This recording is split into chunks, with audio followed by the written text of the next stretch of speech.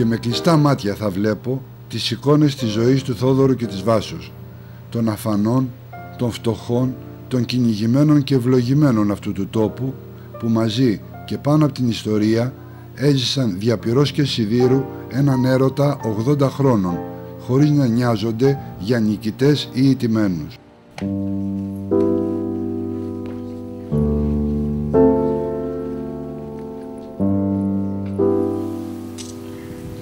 Με τον Παύλο γνωριζόμαστε πάρα πολλά χρόνια και είμαι εδώ γιατί πρέπει να παρουσιάσω το βιβλίο ενός συγγραφέα που γράφει πάρα πολύ καλά, αλλά γιατί θέλω να στηρίζω έναν άνθρωπο που είναι και άνθρωπος της ζωής μου και της μνήμης μου.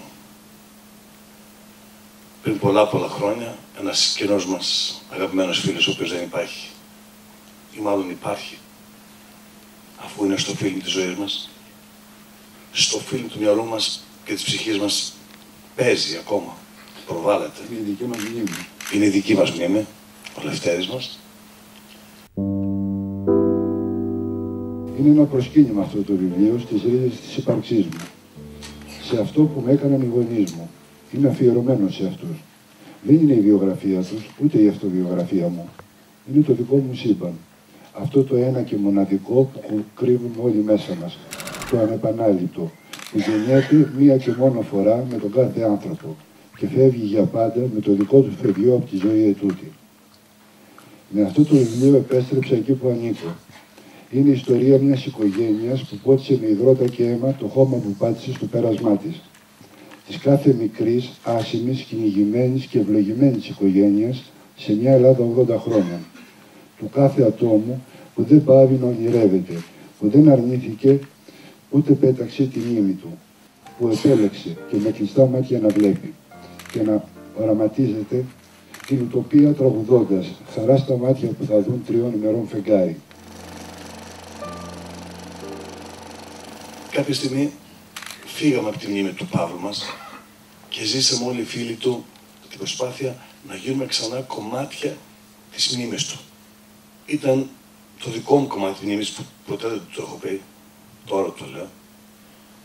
Είχα φοβερή απόγνωση μετά από αυτό που είχε συμβεί πριν πολλά χρόνια που πολύ γνωρίζουμε, που πήγαινα στο νοσοκομείο, τον έβλεπα και έλεγα σήμερα θα θυμηθεί ποιος είμαι. Σήμερα θα θυμηθεί ποια είναι η σχέση με τους φίλους μας. Και έτσι όπως ένιωθα να αποκαθιστά μέρα με τη μέρα τη μνήμη όλων μας, εκείνη τη στιγμή ένιωσα πόσο σημαντικό είναι να διαφυλάξω αυτές όλες τις σκηνές, τον τρόπο που τυπώνει η μνήμη, γιατί η μνήμη τυπώνει με έναν συγκλονιστικό τρόπο. Για να κάνεις καλό κρασί, θες καλό βαρέλι, καλό μουστο και άνθρωπο με καλή καρδιά. Μουρμούρισε ο Χρήστος, ο πατέρας της Βασίλος. Έπιασε το βαρελάκι τους μια κούπα κρασί και κατεβάζοντας το μονορούφι, αναστέναξε ευχαριστημένος, αφήνοντας ένα μακρόσυρτο «αχ», χωρίς να προλάβει να ολοκληρώσει τη φράση του, καθώς ακούστηκε η Παναγιώτα να βαρυγωμάει στον ύπνο της. «Αν αχαθείς να χάνεσαι, μωρέ ζούρλο Λεωνιδάκο, δεν φτάνει που ήρθες πιωμένος, μπεκροπίνεις κι εδώ». Και ξαφνικά η ζωή από την αρχή για τον Θοδωράκη, που μετά τον Μίτσο, τον Μαγιάτη φτάνει στην Αθήνα και ο Γρηγόρης Μαγιάτης, ο γιος του άλλου αδερφού του, του Μιχάλη. Και ύστερα κι άλλοι, πιο δεύτεροι Μαγιάτιδες συγγενείς του. Και ο γιος του Πέτρος βγαίνει από το νοσοκομείο και σε έχει ακόμα απώλεια μνήμης. Θα επανέλθει, λένε οι γιατροί. Και το βλέμμα της Βασίλος αγκάλιαζε τον ουρανό, που ήταν ταψί μπροστά της. Και τα χείλη της άρχιζαν το τραγούδι. Όλα τα πουλάκια μοναζιγά, τα χελιδονάκια ζευγαρωτά, το έρημο τα ειδώνει το μοναχό, πέρπατη στους κάμπους με τον αϊτό. Ύστερα από ώρα σηκωνόταν και αγκάλιαζε με τα 2 χέρια της το τεράστιο κεφάλι της φίλης της Τριγώνας. Μόνο τότε λύνονταν όλοι οι φόβοι της. Ελευθερώνονταν τα μάτια της και άρχιζαν να ροβολούν τα δάκρυα. Ποτάμια αθώων δακρύων για το άδικο που την ταΐζει η ζωή από τόσο μικρή. Τόσο πολλά δάκρυα που η Βασίλο ένιωθε να χορταίνει με αυτά την πείνα της και ήταν σίγουρη μέσα της πως τώρα ρίχνει όλο το κλάμα της ζωής της, γιατί μετά θα στερέψουν οι βρύσες των ματιών της και θα αρχίσουν να τρέχουν τα ποτάμια με τα αίματα. Και καθώς τα δάκρυά της κυλούσαν στα γουρλωτά μάτια του ζώου, ένιωθε πως έχει να πει σε κάποιον τον πόνο της και άρχιζε να του ξαμολογείται τα μυστικά, τις λύπες, τον τέρτη της καρδιάς της. Εγώ, τριγώνα μου, θα φύγω μια μέρα από εδώ. Δεν βαστάω τη ζήλια τους. Θα ρίξω μαύρη πέτρα πίσω μου. Δεν θα παντρευτώ εδώ, που οι άντρες κάνουν τις γυναίκες τους μαύρες στο ξύλο. Και να δεις, θα έρθει εκείνη η μέρα που όλοι εδώ κάτω θα με βλέπουν και θα με ζηλεύουν. Θα σκάσουν από το κακό τους τηρώντας το παλικάρι που θα έχω πάρει. Ωχ, μανούλα μου, αναστενάζει ο Θόδωρος. Και είναι παλικάρι 18 χρονών. Και έρχεται από πάνω του η μάνα του, η Ευφροσύνη, που φέρε στους μαγιάτιδες ταπεινοφροσύνη, όπως έλεγε το τραγούδι, τη μέρα του γάμου της. Είναι νέα και ωραία και του γεμίζει το πιάτο με καυτό τραχανά να φάει και να φύγει με τη ρούσα του για το αγόη στους Αγίους 40 πριν ξημερώσει. Ρουφάει βιαστικά τον καυτό ξινό τραχανά, πετάγεται πάνω, φοράει την σπαρτοβρακά του, το τρίχινο πανοφόρι του και βγαίνει από το κατόφλι, ενώ πίσω ακούει τη μάνα του να του λέει από την πόρτα: «Αποχαιρέτα με, παιδί μου, γίνανε και φίλησέ με. Πάνε πολλά χρόνια που έχω να σε δω.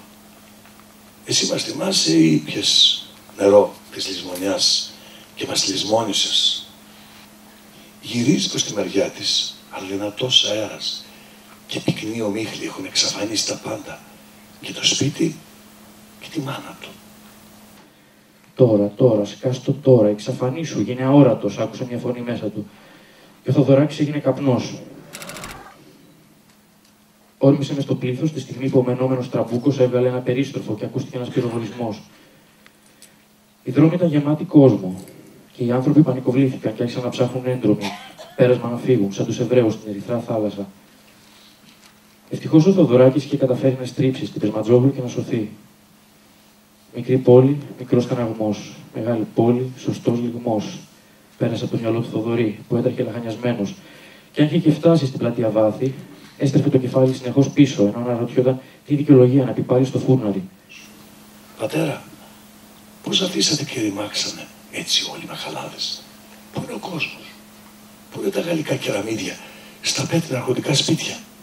Παναγιά μου, πώς ξεκερσώθηκε όλη η πλατεία της Στουγάρας, που ήταν γεμάτη καστανιές και καραδιές?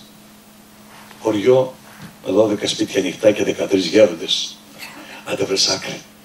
Από τότε που γίνηκαν όλα ολονών και όλοι γίνηκανε ίδιοι, κανείς δεν ενδιαφέρθηκε να αλλάξει ούτε ένα κεραμίδι.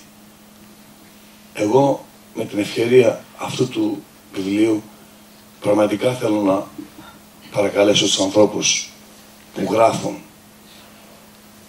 που είναι το πνεύμα της εποχής, να αρχίσουν τα βιβλία τους να φωνάζουν.